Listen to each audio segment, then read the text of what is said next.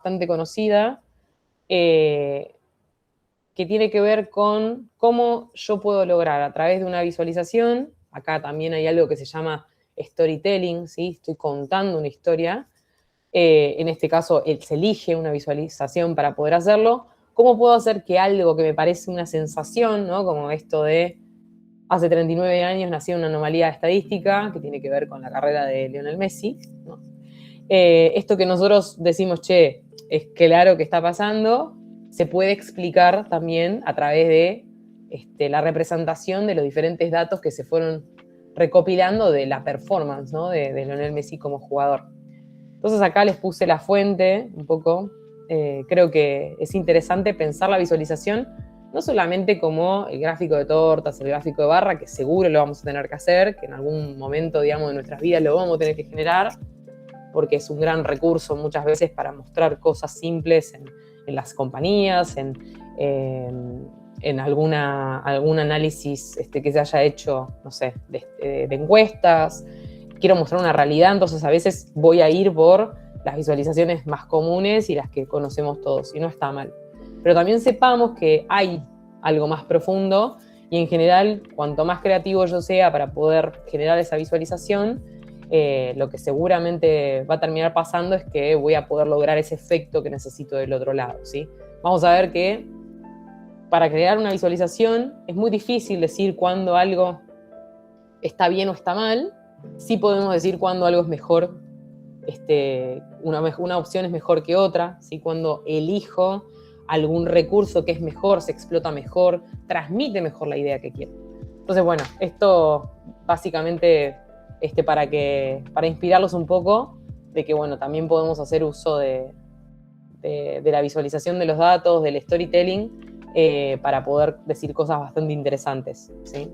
Ahí, bueno, tienen el link, en particular lo hizo una persona que la verdad que la pegó bastante con la visualización que hizo, porque, bueno, se viralizó bastante.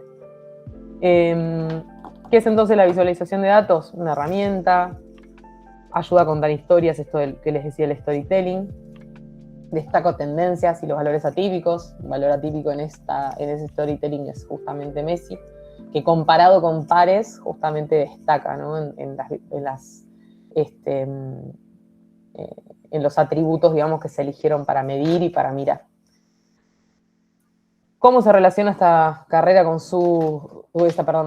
su carrera? Bueno, saben que está en licenciatura en ciencia de datos, en la tecnicatura en ciencia de datos y también en la tecnicatura en programación. Este cuatrimestre es transversal, digamos, la materia es transversal a las tres carreras.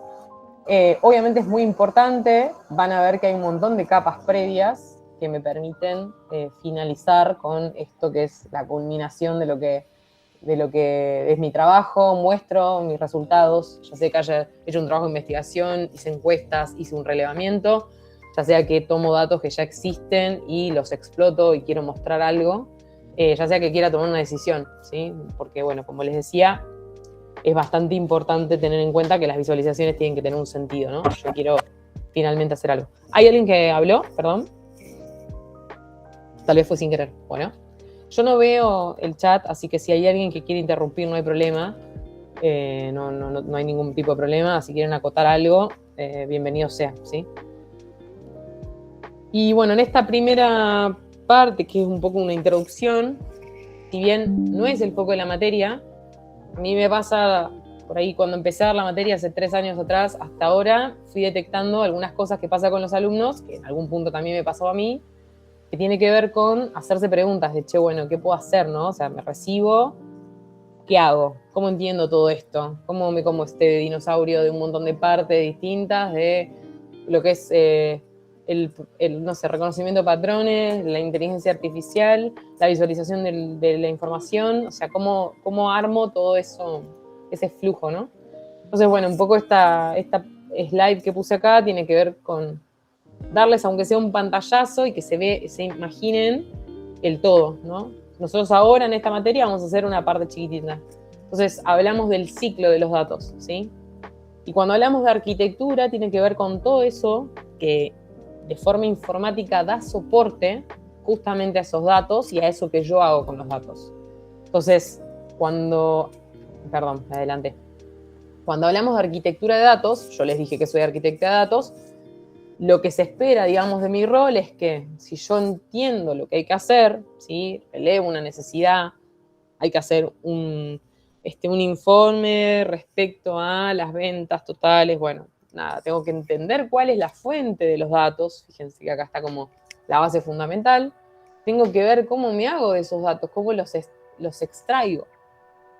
Y también cómo los transformo, porque tal vez no están en las unidades que necesito, tal vez necesito aplicar alguna condición, alguna lógica para preparar esos datos y cargarlos en algún lado que sea donde los voy a almacenar, ¿sí? Entonces, fíjense, este es el ciclo, un flujo, que empiezo con el estado elemental de esos datos, que justamente esa fuente, acá les da algunos ejemplos, puede ser un CSV, puede ser un TXT, y también puede estar ya almacenado en algún lado que sea una base de datos, ¿sí? ¿De dónde vienen estos datos que cargan una base o que son de un CSV, un TXT? Puede ser producto de una encuesta, un relevamiento, puede ser Internet de las cosas, IoT, es decir, algo que está midiendo constantemente un atributo y lo deja guardado, ¿sí? Para que yo lo pueda consultar. Por ejemplo, no sé, la medición de la temperatura, la medición de la presión. Y obviamente, bueno, también aplicaciones. Yo interactúo con Instagram y tal vez si voy recopilando la información de los likes que di, de los videos en los que me detuve, eso va alimentando después a otra cosa. Entonces, todo el tiempo estamos generando estos datos con diferentes fuentes, obviamente hay muchas más, no solamente estas, y bueno, yo puedo tomarlos y pensar cómo los extraigo, cómo los almaceno, los necesito organizar de alguna manera para poder hacer un análisis, procesarlos, ¿sí? Y finalmente exponerlo. Y cuando hablo de la exposición, ahí sí me detengo con las visualizaciones, ¿sí? Ahora, para visualizar, tengo un montón de herramientas. Puedo simplemente generar visualizaciones con Python, codeando, con R, que es lo que vamos a ver acá. Y después hay herramientas que se les llama low code, no code, bajo código o nada de código, que son herramientas más pensadas, orientadas al usuario final. Se pueden poner bastante técnicas también, que son Power BI y Tableau, ¿sí? Entonces, en este caso, sí puedo codear, pero en general lo que está pensado en estas herramientas es que yo vaya como sumando pasos y tomando, digamos, acciones en botones y opciones que no necesariamente necesitan del código. Por supuesto lo puedo hacer con el código porque, bueno, detrás tiene toda una organización de pasos. Perdón. Pero bueno, la idea en ese caso es que sea más visual, ¿no? No tan codeada. ¿Cuál es la mejor? Elige tu propio camino. La verdad que todas se destacan por cosas distintas. La verdad es que muchas veces la opción que tengo disponible tiene que ver también en qué marco me muevo. Por ejemplo, si trabajo en una empresa que tiene Microsoft, probablemente tenga Power BI, entonces sea la herramienta que se destine para poder usar. Entonces tenés todos los recursos disponibles, la licencia. Hoy en día vos, digamos, para poder hacer tu Power BI no necesitas licencia, pero si querés publicarlo, si querés tener un WordPress, sí. Entonces, bueno, en ese caso, por ejemplo, vas a elegir Power BI porque la organización en la que trabajás te lo da. De la misma forma, no sé, bueno, Python o R es libre, así que nada, lo bajamos y lo usamos. Bueno, Tableau, lo mismo, hay empresas que lo eligen. Bueno, después también están ClickSense, creo que se llama el otro. Bueno, hay muchas más también y seguramente va a haber nuevas. Pero para mí, digamos, esa parte de la herramienta es medio anecdótica, ¿sí? Por eso van a decir, che, profe, ¿para qué vamos a ver R que tal vez no se está usando tanto? La realidad es que Python ya ven en otras materias y la idea en esta materia es que ustedes puedan darse cuenta que una vez que uno aprendió la abstracción de lo que es programar, la realidad es que es medio anecdótico después qué lenguaje utilicemos. Y ni hablar ahora con la inteligencia artificial generativa, ¿no? O sea, podemos generar código y tal vez lo que necesitamos es conceptualmente entender qué es lo que está pasando. Así que un poco el enfoque que va a tener esta materia va a ser ese. Vamos a ver R, pero la idea es que podamos apoyarnos en herramientas y en reconocimiento de estructuras y no tanto de me siento y de memoria empiezo a codear, porque bueno, ya no está pasando eso, ¿sí? O sea, en el mundo del desarrollo ya un poco el paradigma está cambiando por las herramientas que tenemos. Y esto es una arquitectura de datos muy simple, ¿sí? Es recontra simple, pero se puede poner tan compleja como querramos, ¿sí? Le voy agregando capas. Siempre voy a tener mi parte de datos, ¿sí? La parte de dónde tomo la información. También, sepan, esto está en inglés. Acostúmbrense que vamos a ver muchos recursos que están en inglés. Hoy en día no es una excusa, digamos, no saber, porque rápidamente podemos apoyarnos también en alguna IA que nos traduzca el contenido. Y es más, también nos puede gustar o no, pero en el mundo de la informática, de sistemas, se usan mucho las palabras en inglés. Y bueno, nada, hay que ir acostumbrándose a apropiarlas. Después, si nosotros queremos usarla en castellano, lo usamos en castellano, pero si voy a hablar con un colega, con un proveedor, quien sea, necesito al menos hablar el mismo idioma común, de la jerga me refiero, ¿no? Obviamente. Entonces, bueno, van a ver que acá la idea no es profundizar en que entiendan cada una de las cosas que está acá. Lo que sí quiero que entiendan es que las arquitecturas pueden ser muy simples. Yo en una compu me bajo un CSV de una página con algún programita, un script que haga un Python, voy generando un CSV en el que almaceno todo y genero mis visualizaciones. Súper simple, ¿sí? Ahora, eso, si yo lo quiero escalar, es decir, lo quiero hacer disponible a otros usuarios, ¿es lo mejor? No. Si esos datos están en una base de datos corporativa de una empresa, no, obviamente voy a tener que hacer algo distinto. Entonces, bueno, ahí entran diferentes capas, ¿sí? O etapas que vamos a ir poniéndole a esa arquitectura. Pero siempre lo principal se mantiene.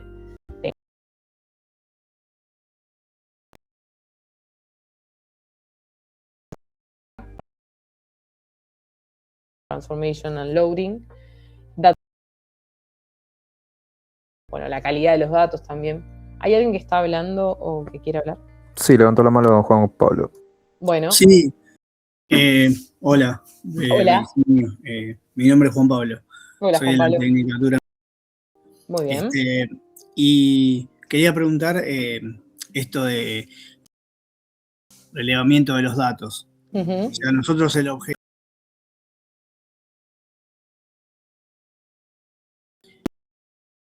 mostrar algún tipo de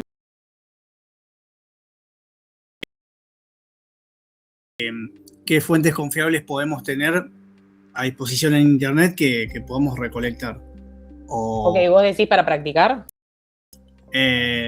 Sí, para o sea, si estás en una empresa, vas a trabajar con los sistemas de la empresa. Obvio. Claro, con datos de una empresa. Exacto. Entonces ahí, obviamente, la parte de que sean confiables, hay cosas que se pueden hacer que tienen que ver con esto de la calidad, que tiene que ver con que sea confiable. Imagínate que vos tenés un procesito, ¿no? Algún sensor que mide la temperatura y lo que hace es, la mide cada 5 minutos y deja en una tabla el registro de la fecha y hora en la que registró esa temperatura y la temperatura. Ahora, si vos tenés algún problema en tu proceso que hace que la fecha y hora se está poniendo mal, ese dato tiene una deficiencia en la calidad, por ejemplo. Entonces, hay cosas que, digamos, ¿podemos asumir que siempre pasa eso? No. O sea, a veces uno se da cuenta sobre la marcha, decís, che, ¿qué está pasando? Me está marcando ahora que hace, no sé, 30 grados y nada que ver. Entonces ahí detectamos una falla, tratamos de rastrear a qué se debe y bueno, vemos cómo lo podemos enmendar. Pero esa es la parte, digamos, de hacernos de los datos, ¿no? Son como las capas previas, ¿sí? A veces uno simplemente toma los datos, asume que son confiables, le hace, por ejemplo, las encuestas permanentes de hogares o algo en particular que puede, digamos, bajarse de internet.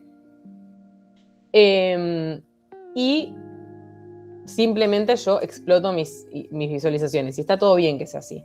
Si uno después encuentra alguna anomalía, alguna cosa rara, bueno, obviamente empezamos a explorar porque tampoco vamos a ser tan necios de no confiar en el instinto, ¿no? Hay cosas que vos decís, che, esta edad de la persona, no sé, tenés una encuesta que dice las edades y de golpe tenés todas que son 120, 130 años, 150. Che, alguien le metió un cero de más o algo está pasando, levanto la mano a ver qué puedo hacer para que esos datos se transformen en confiables. Ahora, si vos vas a hacer algo por tu lado, ¿sí? Lo mismo, vas a tener que ver, hay un montón de fuentes que las vamos a ir viendo, está Kaggle, por ejemplo, que empieza con K, la URL. Hay también los datos del gobierno de la ciudad, del gobierno de Buenos Aires, hay un montón de datos. Uno, bueno, se informa un poco de cuál es el origen de esos datos y en cierta forma tenés que confiar, ¿no? O los refutarás de alguna manera si tenés en qué basar tu intuición, ¿no? Pero lo que vamos a hacer en esta materia en particular se enfoca en visualizaciones. Para mí, explicar qué es una visualización sin mostrar todo lo que está debajo no tiene sentido. ¿Por qué? Porque muchas veces a ustedes les va a pasar que van a tener que hacer una visualización y van a tener que levantar la mano para arreglar cosas en las capas anteriores. A veces son ustedes mismos los que lo van a arreglar porque tal vez es una producción propia, ¿sí? Y otras veces va a pasar que vas a tener que ir al equipo, no sé, de ingeniería de datos, que se encarga de que los datos se graben en esa temperatura que yo te contaba antes, y decirle, che, fíjate, porque acá la estás manqueando, hay algo que no está bien, ¿sí? Entonces, no sé si ahí un poco respondí tu pregunta. Que el dato sea confiable, digamos, es un proceso, digamos, que tiene que ver con tener qué fuente es la que me lo trae, y después, bueno, la confiabilidad que le puedo dar yo de la validez que tengan, ¿no? En el contexto en el que esté estudiándolos, ¿sí? Claro, gracias. Bueno. Sí, ¿alguien más? Sí, yo acá, Hernán. Sí, ¿Qué Hernán. tal? Buenas tardes. Buenas tardes. Sí, me surgió la pregunta de, bueno, todos estos pasos que comentaste, ¿las haces como arquitecta de datos? O sea... Sí, en realidad es muy buena tu pregunta. Muy buena tu pregunta. No sé si después, creo que tengo un slide al respecto, pero me gusta tu pregunta.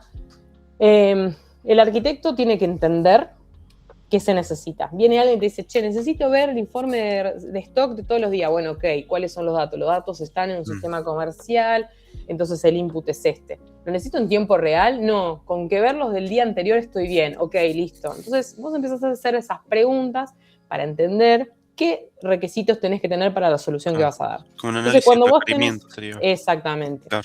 Eso es lo que se llama análisis funcional, ¿sí? Bien. Y se hace también para visualizaciones. ¿Por qué? Porque alguien me puede decir, che, mira, quiero este gráfico de torta. ¿Cuál es la fuente? Claro. ¿Lo querés diario? ¿Lo querés actualizado cada una hora? Bueno, entonces el arquitecto es el que piensa todo eso. Tiene en cuenta todo ese alcance, ¿sí? que define el usuario, que te dice, che, necesito ver esto. Vos decís, bueno, ok, la mejor forma de darle solución a esto es tal, ¿sí? La definís.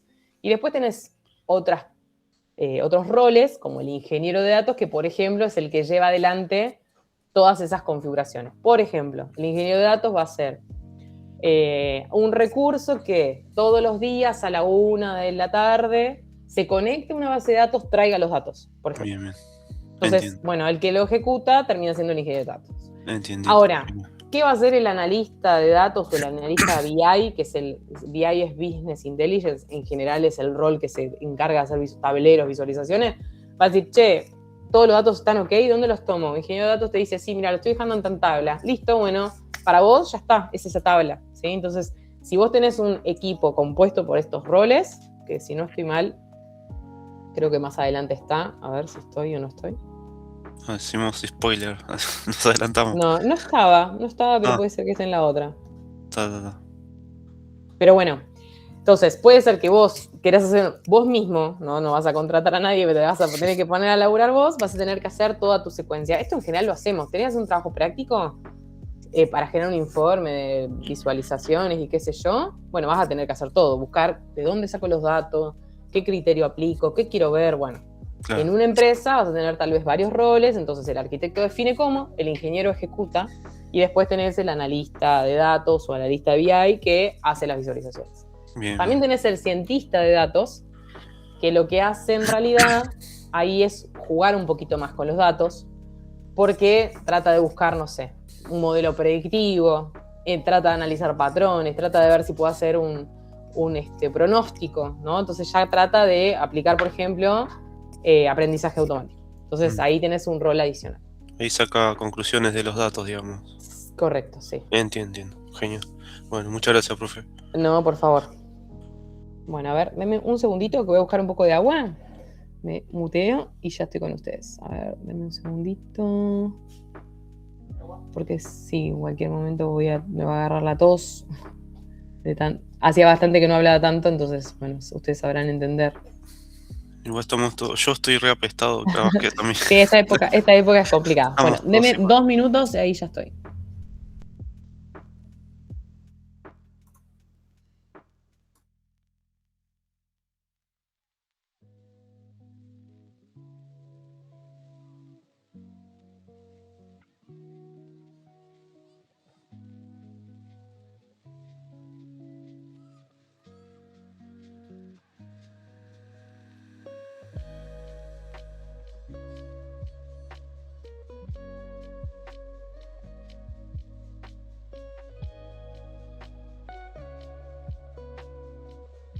Bueno, ahí estoy, vuelvo, gracias. Ya tengo el agua acá, volvemos a compartir. Entonces, tenemos una arquitectura que es la que respalda todo este flujo de cosas que pasan y tengo diferentes roles, ¿sí? El arquitecto de datos que define cómo, el ingeniero que ejecuta, el cientista que se mete más a tratar de sacar información adicional, hacer un pronóstico, aprendizaje automático, una predicción.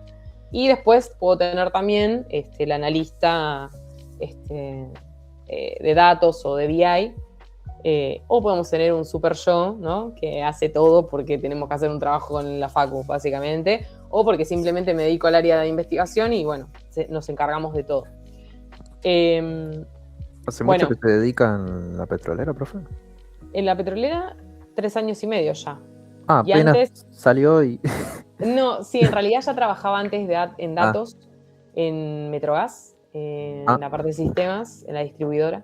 Ahí estuve 8 años, si bien no empecé en datos, los últimos 5 años sí fueron de datos, muy de analista de datos BI, o sea, hacía reporting y nada, validaciones de datos y demás. Y después, bueno, pasé a la petrolera como arquitecta. Al principio estaba en IT y hace poco me pasaron a un sector que se llama Data e Información, que lo que busca es un poco más el rol de lo que es gobernanza de datos. Que bueno, ahí se pone un poco más la gorra, vamos a decir. No sé si me gusta tanto como lo más técnico. Me pongo la gorra porque, bueno, somos los que tal vez decimos esto se puede hacer así, esto no se puede hacer así. Es muy importante la gobernanza ahora, se habla mucho de gobernanza por la IA, ¿sí? O sea, la IA genera resultados y tenemos que ser capaces de controlar, ¿no?, esos resultados y ver qué está pasando, ¿no? Si hay un humano que está validando, si hay un proceso que me puede rápidamente brindar soporte en eso, ¿no? Entonces, bueno, nada, ahora soy bastante policía en el laburo que tengo. No, está perfecto, porque un segundo te descuidaste y esos datos son importantísimos. Y sí, o sea, sí, es muy complejo igual también, porque es muy difícil también, por lo rápido que va todo, va muy lento la gobernanza también. Entonces, a veces también no tenés que pecar de volverte un impedidor serial, ¿no? Solamente porque no podés garantizar ciertas cosas, no querés que pasen, ¿no? Entonces ahí yo creo que tengo como una visión media como miti-miti, ¿no? De hecho, de eso podemos hablar largo y tendido, porque bueno, también están cambiando mucho los roles, ¿no? O sea, hoy en día podemos generar código tan rápido que hasta incluso nos podemos preguntar qué sentido tiene profundizar demasiado en saber programar, ¿no? O sea, yo pienso que sí tenemos que saber programar, reconocer estructuras, pero me parece que ya no es tan preciso como lo era antes, ¿no? Entonces, bueno, nada, van cambiando los paradigmas ahora también. Entonces, bueno, acá un poco qué vamos a ver, lo vamos a ver durante la materia, esto para que lo sepan, está en la introducción también la presentación, aprender a leer e interpretar visualizaciones, conjuntos de datos, bueno, nada. Nociones de accesibilidad, ¿sí? O sea, qué cosas tenemos para poder facilitarle al otro que pueda comprender mis visualizaciones, generar informes, ¿sí? Que los podamos reproducir, no que lo tengamos que tal vez estar adjuntando cada vez en un mail, ¿no? Como, bueno, tratar de hacer algo un poquito más profesional, si se quiere. Algo que me distinga de alguien que, nada, no tiene formación en datos, ¿no? Un poco ese es el desafío. Lo vamos a hacer programando en R, pero nada, no le tengan miedo ni tampoco se piensen que se va a poner como por ahí lo es la materia de... ¿cómo se llama? Introducción a la programación, creo que tienen ustedes. Tienen Python, que por ahí lo ven más profundo, ven orientado a objetos. Bueno, acá lo vamos a ver más en términos de reconocer las diferentes partes de la visualización y el código y, bueno, cómo poder generarlo. Creo que estoy reconociendo el sonido de que alguien escribe. Si alguien tiene algo para decir, por favor. Alguien levantó la mano. Ah, ok, bueno, a ver, ¿Quién quiere compartir algo? Tengo una duda. ¿El RStudio para qué es exactamente? El RStudio es el programa en el que vos vas a ejecutar tu código. Por ejemplo, para Python seguramente uses Visual Studio Code o, no sé, Anaconda. Entonces es el IDE que se usa para poder ejecutar código. R en este caso, ¿no? Ok, muchas gracias. Igual eso también está en el resto de las presentaciones, pero no se preocupen. Bueno, ¿cómo vamos a trabajar en cada clase? Acá dice, bueno, los horarios siempre son 18-21, yo lo pongo 18-30 en general, por el laburo, los que tienen laburo y salen, que en general por ahí es complejo a las 18, a veces me pasa a mí también, entonces así me garantizo poder llegar bien para poder darles la clase. Vemos teoría y código durante la clase, yo les subo todo el material, hoy van a tener esta presentación y una más que vamos a ver hoy. Y bueno, siempre tenés la parte, digamos, que tiene que ver con el estudio, que es toda esta teoría que vamos a estar revisando en conjunto. Vamos a ver también cosas prácticas. Y después lo que llamamos laboratorio, que tiene que ver con que ustedes se bajan un código, un script, un archivito en formato R, lo pueden abrir en su RStudio y lo ejecutan. Entonces lo pueden hacer solos ustedes por su lado, ir condensando dudas o afianzando las cosas que vimos en clase. No lo necesitan presentar, ¿sí? O sea, no es que eso lo tengo que completar y subirlo a la plataforma, al campus, sino que es simplemente para que ustedes tengan algo más para poder reforzar, más allá de lo que vemos en clase, ¿sí? ¿Cómo aprobamos la materia? Esto es medio transversal. Lo del 70% de asistencia, nada, es parte del reglamento académico. Vamos a llevar el registro en el Google Forms que está y que les compartí. Si no está también, como les dije, en el campus. Lo repito por si alguien se sumó tarde. Vamos a tener 2 parciales virtuales. Uno podría ser, o sea, son 2 instancias de evaluación que tienen que haber sí o sí. El primer parcial va a ser seguramente, bueno, como los 2 son virtuales porque la materia lo es, va a ser un formulario, van a tener que ir completando y eligiendo, a veces analizan una visualización, multiple choice, bla, bla, bla. Llegado en su momento veremos algunos ejemplos, así que tenemos tiempo para esto. Solamente ahora se los digo a título informativo. Y el segundo podría ser un TP integrador, que depende en realidad de la cantidad de gente que haya, porque bueno, no sé si sabían, pero antes había 3 comisiones, ahora con la misma cantidad de alumnos hay solo 2, pues el financiamiento universitario está en crisis. Entonces, ¿de qué depende que ponga un segundo parcial también para completar o hacer un TP integrador? Justamente de cuántos seamos y de cómo queden los grupos, ¿sí? Con su debido tiempo se los voy a informar. Las fechas ya están y, digamos, excepto que nos caiga algo muy inamovible, esas van a ser las fechas por si alguno tiene que planificar pedirse el día en el laburo. Pero bueno, nada. Y acá les pone lo que ya sabemos, ¿no? Para la condición de promoción, sí o sí tengo que tener nota mayor o igual a 6, ¿sí? En el primero, mayor o igual a 7 en el segundo. Bueno, desaprobado menor a 4, y bueno, el final es cuando en alguno de los dos sumo, digamos, 14 puntos entre los dos, pero en alguno nos llegue a los 6, ¿no? Nada, esto es lo mismo que debiera ser en todas las materias. Llegado el caso lo podemos repasar. Esto, bueno, como les decía, confirmar. Lo que suelo hacer es, les doy el mismo set de datos a todos y hay algunas preguntas para que puedan generar visualizaciones o puedan orientar su informe, ¿sí? En general, esto de trabajo individual o en grupos también tiene que ver con la cantidad de alumnos. Sepan que nada, chicos, es imposible cuando son muchos poder hacerlo individual. Entonces, bueno, nada, esto llegado el momento lo confirmamos, ¿sí? Y acá un mensaje muy importante. Yo soy repro usar inteligencia artificial generativa. Sería muy hipócrita si les dijese que no lo usen, porque lo uso en mi empresa, en el laburo que tengo, y me incentivan a que lo use, ¿sí? Está comprobado que mejora nuestra productividad, ¿sí? O sea, yo siento que lo que puedo hacer con la IA es mucho más rápido, mucho más profundo, soy más productivo. Eso es así. ¿Qué desafío tienen ustedes? Cuando yo hice la carrera, la IA generativa no existía, no tenía esa tentación, entonces el camino de aprendizaje lo tuve que tener igual, a la vieja usanza.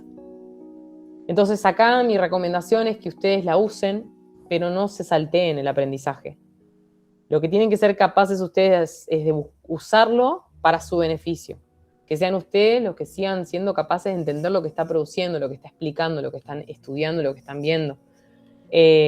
Pues, porque si no, bueno, van a ser loros repetidores nomás, ¿sí? Entonces ahí, digamos, úsenlas, pero traten de darle una vuelta de rosca como lo usan. Durante la cursada yo metí un par de recursos para mostrarles cómo se puede usar. Obviamente algunas le van a decir, che, yo de taquito ya lo hago. Permítanme dudar que no, a veces puede pasar que no nos imaginamos tal vez un enfoque distinto, entonces yo prefiero mostrarlo. De último ustedes dicen, sí, esto ya lo sé, ya lo hago así, hago 1000 cosas más. Bueno, sepan que por ahí no todos estamos en el mismo nivel. ¿Cuál usar?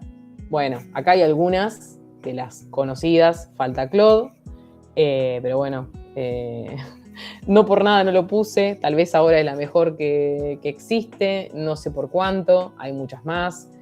Seguramente esto vaya cambiando, es cuestión de ir probando y ver con cuál nos sentimos más cómodos, más confiados para interactuar y demás. ¿Sí? Esto es lo mismo, nosotros terminamos consumiendo una plataforma y el modelo que está detrás nos sirve, nos gusta para lo que hacemos, para lo que emprendemos. Profe, recién estaba esperando que termine la idea. Sí, recién preguntaron si las clases están grabadas. No, las clases no las grabamos las clases, porque la realidad es que las presentaciones tienen toda la información que tienen que tener. Okay. Y lo mismo los códigos, así que nada, no las grabamos. Profe. Sí. ¿Nos puede asignar esta molestia que podríamos mostrar cuáles son las aplicaciones? Porque yo no sé si descargué cualquier cosa, porque ya seguro. Perdón, no te entendí bien. Si podía mostrar qué. Las aplicaciones que vamos a utilizar, porque no sé si descargué cualquier cosa o alguien. Las aplicaciones de RStudio, decís vos. Claro. Ok. Sí, no hay problema. No hay problema. De hecho, viste que hay como un instructivo muy escueto porque no es tan difícil. Lo que no quiere decir que no podamos fallar, eso seguro. Siguiente. Sí, tal cual. A veces es muy fácil. Sí, a veces es muy fácil, a veces nada, hay que fijarse un poco, digamos, qué estamos bajando y si hay algo más que, digamos, esté fallando en nuestras compus, pero debiera ser simple. Pero sí, hay un instructivo muy, muy simple y si no, obviamente en internet es una pavada también buscarlo. Después también hay otro recurso que pueden usar para R que es online, también lo vamos a ver, así que el que no puede instalárselo en su compu porque no tiene compu, porque no sé, también tiene otras opciones, ¿sí? Bueno, esto un poco atado al anterior, si usan inteligencia artificial generativa, nada, poder leer rápidamente qué código estoy corriendo, esto de si voy a instalar un paquete, pero bueno, pasa con no sé, entro a un repositorio de alguien y me dice que instale algo, mínimamente verifico y valido para no clavarme con algún bicho en la compu. O sea que eso es medio transversal, ¿no? Como por lo menos leamos un poco y entendamos qué es lo que vamos a ejecutar o qué vamos a hacer. Fíjense que dice, funciona mejor si les das instrucciones precisas. Vieron que, bueno, a lo que nosotros le damos se le llama prompt. Cuanto más específico soy o le doy un contexto, ¿sí? La respuesta que me da va a ser más asertiva. Y bueno, también pensemos que funciona si escribimos código, pero no anda como esperamos, para decirle, che, ayúdame. Entonces ahí está el tema del aprendizaje que yo les digo, no se salteen. Entonces puedo seguir siendo el que guío y coordino, ¿sí? Lo que estoy generando y me apoyo en la inteligencia artificial para entender dónde está mal, ¿no? Lo que llamamos debuguear, encontrar los bugs, los problemas. Entonces para eso, nada, te ahorra años de luz, seguramente muchas canas verdes y pelos, porque bueno, una de las cosas más tremendas es cuando no encontrás qué es lo que falla en tu código. Bueno, nada, obviamente ortografía ya no es un problema para nadie, generar textos lindos tampoco, obviamente podemos usarla para escribir texto. Bueno, la visualización de datos, como un poco les introduje antes, es un trabajo en sí mismo, podemos trabajar de eso, tal vez va a tener diferentes nombres, como les dije antes, ¿no? Analista de datos o analista de Business Intelligence o BI. Todas las empresas tienen datos, así que podemos decir que ciencia de datos en este momento es la carrera para elegir. Podemos utilizarlos para generar gráficos o, bueno, si tomamos otro rol, como vimos antes, podemos trabajar en toda la parte, las capas anteriores, ¿no? Acá, bueno, como les dice, muchas veces los gráficos que generamos sirven para mostrar información que a primera vista no se ve claramente, ¿no? Los datos que tenemos. Entonces, fíjense que acá les da algunos ejemplos de visualizaciones. Acá tienen las referencias.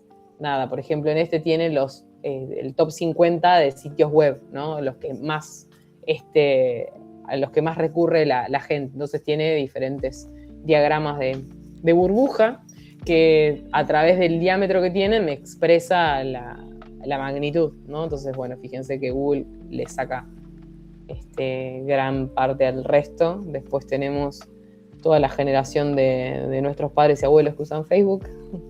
Y perdón si alguno usa Facebook, pero en general como que quedó y después los jóvenes han migrado. Yo no me considero muy joven, así que no puedo acompañar a esa porción de la población. Pero bueno, nada, es una realidad. YouTube también, por supuesto. Google, porque va todo el mundo, ¿no? O sea, vos abrís el navegador y le vas a preguntar a Google, entonces por supuesto que es el lugar donde caen todas las búsquedas. Lo mismo pasa un poco con las IAs, que es las inteligencias artificiales generativas. Medio como que ChatGPT se quedó un poco atrás, pero se hizo tan conocido, medio como pasa con Mercado Pago, que hay gente que llega ahí y no se pregunta si hay algo más. Si queda ahí, muere ahí. Entonces, bueno, también un poco pasa lo mismo con ChatGPT.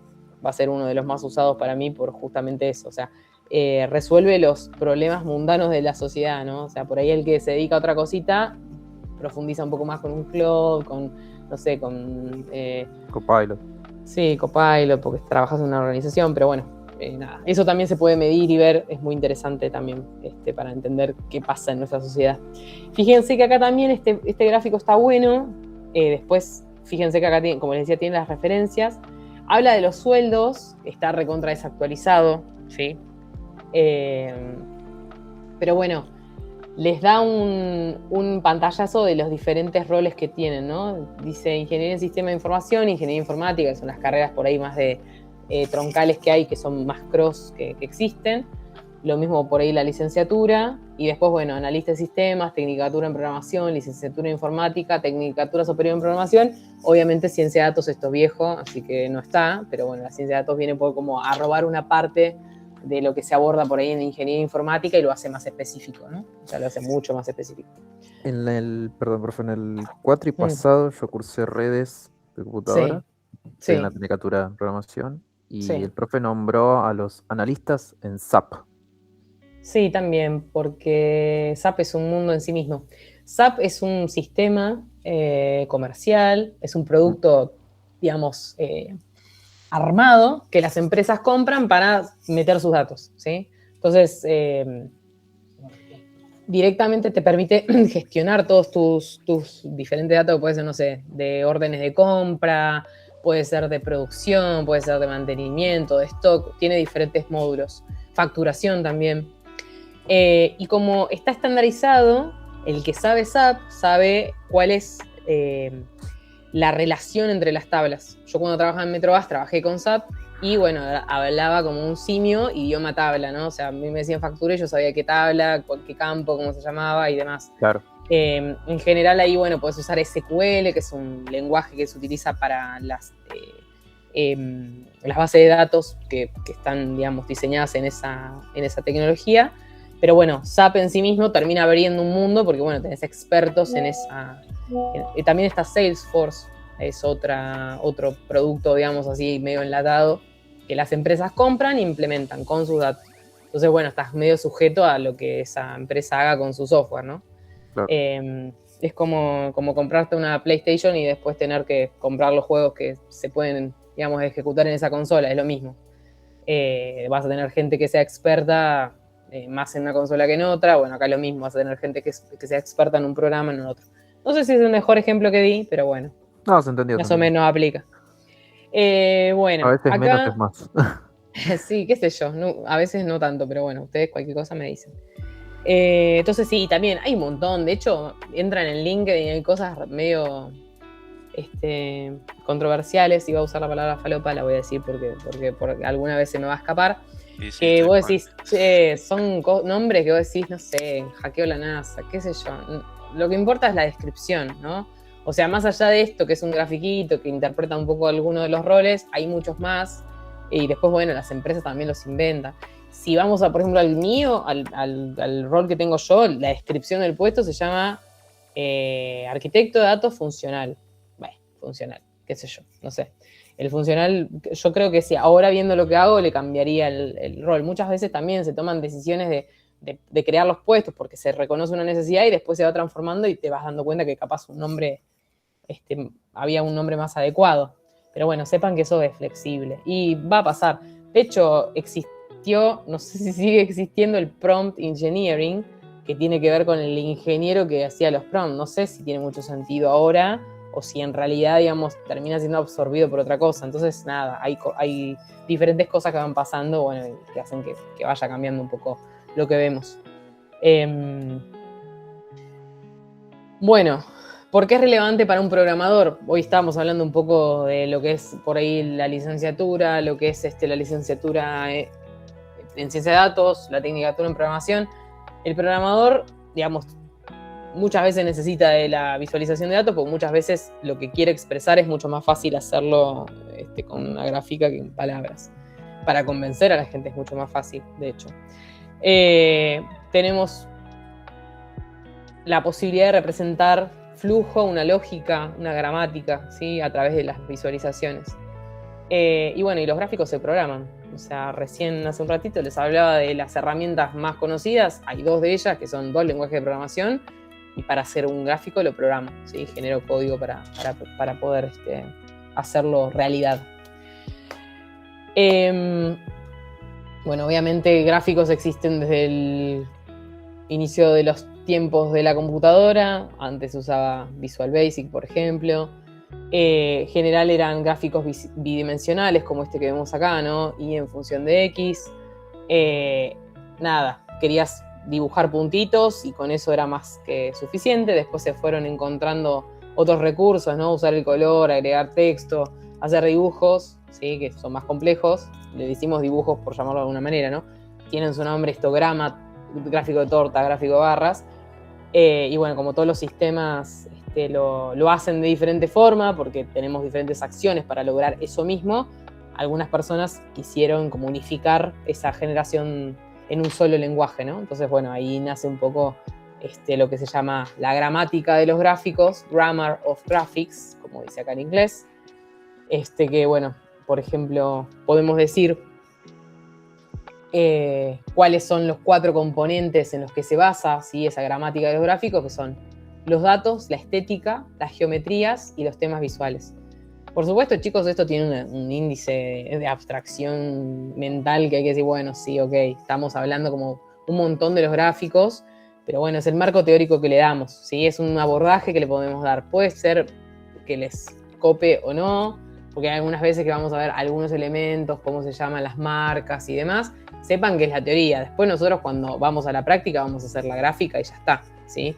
Esto es un acercamiento del año 2000. Wilkinson es el que publicó esta obra que ven acá y que, bueno, justamente desarrolla sobre estos 4 componentes. Entonces lo que vamos a hacer nosotros es, porque R también está orientado de esa manera, es ver cómo representamos estos componentes y qué recursos tenemos en cada caso para destacar, ¿sí? Lo que necesitemos.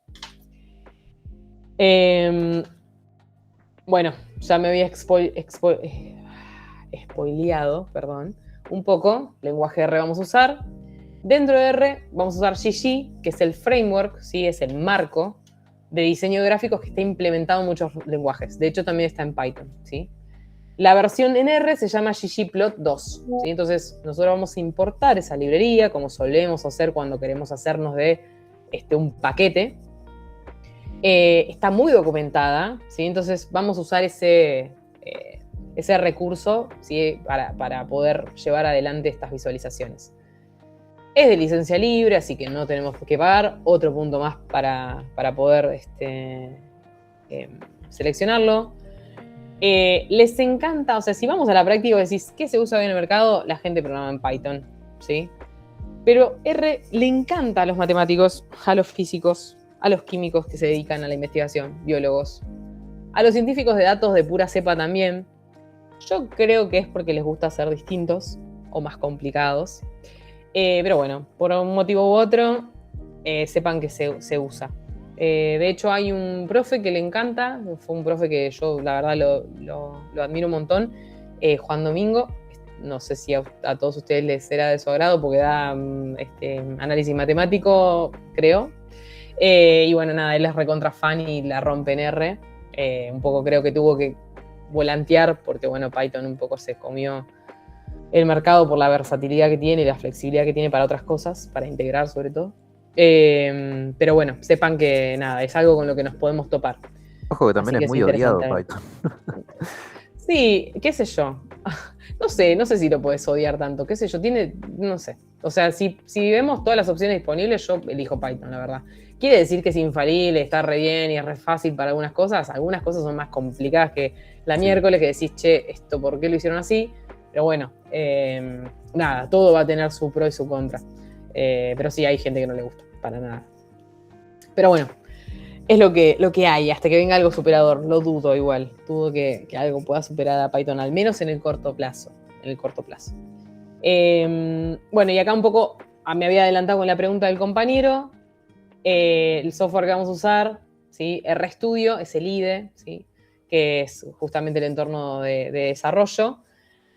Tiene esta pinta re horrible porque es muy simple, pero bueno, no sirve. Tiene diferentes partes, secciones en las que vamos ejecutando el código, vamos viendo los errores y demás, lo vamos a ver. Y bueno, también está la versión online, como les decía antes. No vamos a vernos la próxima semana, pues tenemos otra slide, así que esta siempre me queda, pero la saco porque pues a veces me cebo y muestro más cosas. Así que bueno, a ver, vamos a guardar esto, así después se lo subo. ¿Profe? Sí. ¿Sabes si tiene librería o sea, extensiones en Visual Studio Code para hacer el lugar de RStudio? No sé si alguna vez lo usé con Visual Studio Code, ¿sabes? A ver, vamos a ver. Profe, de una pregunta. Perdón, ¿sí? Sí, si nosotros no tuviéramos el R instalado con esto que nos dijo, o igual si tuviéramos Python también lo podríamos usar aunque no tuviéramos el Visual Studio de R, o es una aplicación que sí o sí la tenemos que tener para poder trabajar con eso. Mira, sí, yo no creo que lo tenga. La verdad, me hicieron esa pregunta de si se puede hacer Visual Studio. Estoy explorando lo que... Sí, bueno, tiene una extensión. Podríamos explorarlo. A ver, esto es así. Vos para poder, o sea, ejecutar un archivo que va a estar en código R, necesita interpretar código R. Entonces, R tiene que tener tu compu. ¿Sí? Si no, lo vas a ejecutar, dices, no sé qué me estás hablando. No hablo ese idioma. ¿Sí? Básicamente traducido a lo que sería la interpretación humana. Entonces, todos los códigos que yo les voy a subir van a estar en R y por ende hay que ejecutarlos, ¿sí? En algo que reconozca ese lenguaje de programación.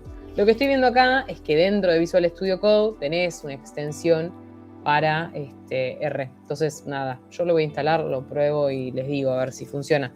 Cualquier cosa en la que vos puedas ejecutar R va a ser suficiente para la materia, ¿sí? Si es R, porque lo estamos explorando, Visual Studio Code, que es lo que estoy haciendo ahora, pues lo estamos explorando, genial, buenísimo. Voy a poder abrir acá una pestañita de mi código R y ejecutarlo. Si no, va a ser en Visual Studio Code, que es el que está indicado en el campus el RStudio, que es el que está indicado en el campus para poder instalar, que es este que está acá. Entonces lo mismo, voy a abrir acá mi archivo en R, lo ejecuto, todo bien, ¿sí? Entonces ahí es, y bueno, y también tienen el recurso web, ¿sí? Para poder hacerlo. Ahí no te tenés que instalar nada, así que de alguna forma vas a poder hacerlo. Eliges tu propio camino, joven Padawan. Es Augusto y Piacere. Muy buena referencia. Sí, por supuesto. Bueno, a ver, bien, acá bien. Ok, MRPRP. Sí, esto, MRPRP, estábamos hablando de SAP seguramente y de los diferentes módulos que tiene. ERP, CRM también, que es de la parte de recursos humanos. Son módulos, cositas que me permiten organizar datos de diferente tipo. CRM para la parte por ahí de usuarios, más de clientes. El PI creo que es para recursos humanos, el MRP que es para la parte de producción. Bueno, nada, después tenemos... Sí, finanzas. hay uno de finanzas que no me acuerdo cómo se llama. Bueno, en fin, es como diferentes módulos y vos metés tus datos dependiendo el caso que sean. ¿Por qué son diferentes módulos? Porque no voy a hacer lo mismo con stock que con la gestión de personas y los recibos de sueldo que les pago, ¿no? Entonces, las cosas que hago son distintas, esos programas o esos software están preparados para diferentes cosas. Bueno, break, volvemos a las 8, volvemos 8. Bueno, ahí está. Volvemos 8 y 10. Profe, disculpe. 10, 7 y cualquiera. Dime, 7 y 45. Consulta. A mí por un tema laboral me interesaría saber si todos los martes vamos a tener sincrónico o asincrónico. Más que nada, Sí. ¿cuándo no tendríamos videollamada? Porque No, si no. yo podría trabajar, digamos. No, sí, siempre vamos a tener clase. La clase pasada fue más que nada por una cuestión de logística. Entonces, por eso tuvimos más la interacción en el campus de la tarea. Pero sí, no, vas a tener clase. Ok, listo, gracias. Algo malo para vos, pero vas a tener clase. Gracias. Bueno, genial. Ahí volvemos